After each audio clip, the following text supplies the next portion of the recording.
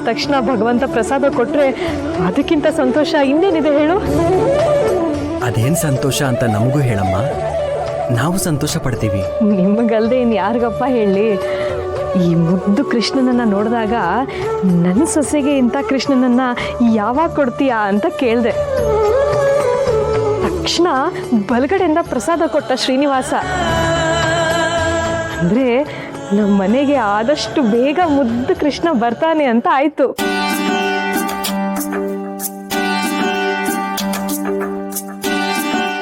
ಹೌದಾ ಸರಸ್ವತಿ? ಬಾರೋ.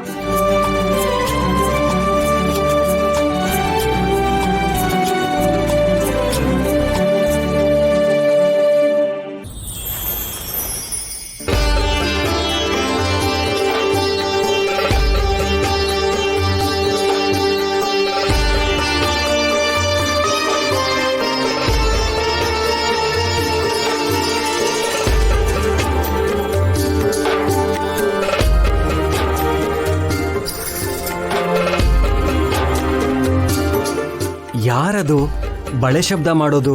ಹಾ, ನಿಮ್ ಹೆಂಡತಿ. ಅಮ್ಮ, ನೀವು ನಾರದ ಮಹರ್ಷಿಗಳ ತರ ಕತೆ ಹೇಳ್ತಾ ಹೋಗಿ. ನಾನು ಮತ್ತೆ ನನ್ನ ಮಗು ಪ್ರಹ್ಲಾದನ್ ತರ ಕತೆ ಕೇಳ್ತಾ ಹೋಗ್ತೀವಿ. ಆಯ್ತಮ್ಮ. ಅಷ್ಟೊತ್ತಿಗಾಗ್ಲೇ ನನಗೆ ವೆಂಕಟಾಂಬ ಗುರುರಾಜ ಹುಟ್ಟಿ ವೆಂಕಟಾಂಬಾಗೆ ಮದುವೆನೂ ಆಗಿತ್ತು. ಗುರುರಾಜ ವಯಸ್ಸಿಗೆ ಬಂದಿದ್ದ. ಆಗ ಇದ್ದಕ್ಕಿದ್ದ ಹಾಗೆ ಕನ್ಸು ಬೀಳೋಕ್ ಶುರು ಆಯ್ತು. ಎಂಥ ಕನ್ಸಂತೀಯ. ನಾನು ಅಡುಗೆ ಮಾಡ್ತಾ ಕೂತಾಗ ಒಂದು ಮುದ್ದಾದ ಮಗು ಬಂದು, ಅಮ್ಮ ನನ್ಗೆ ಹಸು ಆಗ್ತಿದೆ, ಹಾಲು ಕುಡ್ಸು ಅಂತ ಅಂಗ್ಲಾಚೋದು. ನಾನು ಮಜ್ಜಿಗೆ ಕಡಿತಾ ಇದ್ರೆ, ಅಮ್ಮ ನನಗೆ ಬೆಣ್ಣೆ ಕೊಡು ಅಂತ ಸೆರೆಗೆ ಎಳಿಯೋದು. ನಾನು ರಂಗೋಲಿ ಬಿಡ್ತಾ ಇದ್ರೆ, ಅಮ್ಮ ನನ್ನನ್ನು ಎತ್ಕೋ ಅಂತ ಪೀಡ್ಸೋದು. ನಾನು ದೇವ್ರ ಪೂಜೆ ಕೂತ್ಕೊಂಡ್ರೆ ನನ್ನ ಪಕ್ಕದಲ್ಲೇ ಕೂತ್ಕೊಂಡು ವಿಷ್ಣು ಸಹಸ್ರನಾಮ ಹೇಳೋದು. ನಾನು ಹೋದ ಕಡೆ ಬಂದ ಕಡೆ ಅಮ್ಮ ನನ್ನ ಎತ್ಕೋ ಅಂತ ಕಾಡಿಸೋದು. ಈ ವಯಸ್ಸಲ್ಲಿ ಇದೆಂಥ ಕನಸು ಅಂತ ನಿಮ್ಮ ಮಾವನವ್ರ ಹತ್ರ ಹೇಳಿದೆ. ಅವ್ರಿಗೂ ಆಶ್ಚರ್ಯ ಆಯ್ತು. ಮಕ್ಕಳಿಗೆ ಮಗು ಆಗೋ ವಯಸ್ಸಲ್ಲಿ ನಿನಗಂತಿದ್ದೆ ಮಗು ಕನ್ಸಂತೆ ಕನಸು ಅಂತ ತಮಾಷೆ ಮಾಡಿದ್ರು. ಯಾವಾಗ ಈ ಕನಸುಗಳು ದಿನಾ ಬೀಳೋದಕ್ಕೆ ಶುರು ಆಯ್ತೋ ಆಗ ಗುರುಗಳ ಹತ್ರ ಹೋಗಿ ಹೇಳಿದ್ವಿ.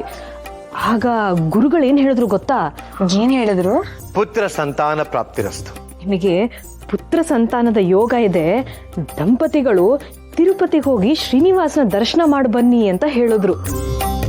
ನಮ್ಮಿಬ್ಬರಿಗೂ ಗಾಬರಿ ಆಗೋಯ್ತು. ಅಯ್ಯೋ ಶ್ರೀಹರಿ, ಇದೇನ್ ಪರೀಕ್ಷೆ? ಈ ವಯಸ್ಸಲ್ಲಿ ಮತ್ತೆ ಮಗುನೇ? ನೋಡಿದವರು ಏನ್ ಅನ್ಕೋತಾರೆ? ಬೇಡವೇ ಬೇಡ ಅಂತ ನಾನು ಎಷ್ಟು ಹೇಳಿದ್ರು ಕೇಳಲಿಲ್ಲ. ಕೊನೆಗೆ ತಿರುಪತಿಗೆ ಹೋದ್ವಿ. ತಿಮ್ಮಪ್ಪನ ದರ್ಶನ ಮಾಡಿ ಮಲಗಿದ್ರೆ ಸಾಕ್ಷಾತ್ ಶ್ರೀನಿವಾಸ ಪದ್ಮಾವತಿನೇ ಕನ್ಸಲ್ ಬರ್ಬೇಕೆ? ಆಹಾ, ಅಮ್ಮ ಭಗವಂತನೇ ದರ್ಶನ ಕೊಟ್ಟಿದ್ದಾನೆ ಅಂದ್ರೆ ನೀವು ಮಾವನವರು ಎಂಥ ಪುಣ್ಯವಂತರು. ಹೌದಮ್ಮ, ನಾವು ಪುಣ್ಯವಂತರೆ. ಆದ್ರೆ ಇದೆಲ್ಲ ಆಗಿದ್ದು ನಿನ್ನ ಗಂಡನಿಂದ. ದೇವರು ಕೊಟ್ಟು ವರ ಕಣಮ್ಮ ಅವನು. ಅದಕ್ಕೆ ಅವನಿಗೆ ಬೇರೆಯವ್ರಿಗಿಂತ ವಿಶೇಷವಾದ ಶಕ್ತಿ ಇದೆ. ಚಿಕ್ಕ ವಯಸ್ಸಿಂದಾನು ಏನೇನೋ ಮಾಡ್ತಿರ್ತಾನೆ. ಅಂತ ಮಗನ್ ಪಡೆಯಕ್ಕೆ ನಿಜವಾಗ್ಲೂ ನಾವು ಪುಣ್ಯ ಮಾಡಿದ್ವಿ. ನೀವಷ್ಟೇ ಅಲ್ಲ ಅಮ್ಮ, ನಿಮ್ಮಂತ ಅತ್ತೆ ಅವರಂತ ಯಜಮಾನ್ರನ್ನ ಪಡೆಯೋದಿಕ್ಕೆ ನಾನು ಕೋಟಿ ಜನ್ಮಗಳ ಪುಣ್ಯ ಮಾಡಿದ್ದೆ. ಗಂಡನಿಗೆ ತಕ್ಕ ಹೆಂಡತಿ. ನಿಮ್ಮನ್ನ ನೋಡೋದೇ ನನಗೊಂದು ಸಂಭ್ರಮ. ಅಮ್ಮ, ನನಗೂ ನಿಮ್ಮ ಮಗನ ಹಾಗೆ ವಿದ್ಯಾವಂತ, ವಿನಯವಂತ, ಬುದ್ಧಿವಂತ, ಸರ್ವರನ್ನ ಸಮಾನವಾಗಿ ಕಾಣೋ ಅಂತ ಮಗು ಬೇಕಮ್ಮ. ಖಂಡಿತ ಆಗತ್ತೆ. ಗಂಧದಿಂದ ಪರಿಮಳನೇ ಬರೋದು, ಕಬ್ಬಿನಿಂದ ಸಿಹಿ ಸಿಗೋದು. ನಿಮ್ಮಿಬ್ಬರು ಒಳ್ಳೆತನದಿಂದ ಒಳ್ಳೆ ಮಗನೇ ಹುಡ್ತಾನೆ. ಚಿಂತೆ ಮಾಡಬೇಡ. ನೀನು ಸದಾ ಪೂರ್ಣಮದಂ ಪೂರ್ಣಮಿದಂ ಶ್ಲೋಕನ ಹೇಳ್ತಾ ಇರು. ಇದನ್ನ ಹೇಳೋದಕ್ಕೆ ಮಡಿ ಮೈಲ್ಗೆ ಅಂತೆಲ್ಲ ಯೋಚನೆ ಮಾಡಬೇಡ. ದೇವರಿಗೆ ಪ್ರೀತಿ ಮತ್ತು ಭಕ್ತಿ ಇದ್ರೆ ಸಾಕು. ಅಡಿ ಮೈಲ್ಗೆ ಎಲ್ಲ ಅಷ್ಟೇನ್ ಮುಖ್ಯ ಅಲ್ಲ. ಸರಿ ಅಮ್ಮ, ನೀವು ಹೇಳ್ದಾಗೆ ಮಾಡ್ತೀನಿ.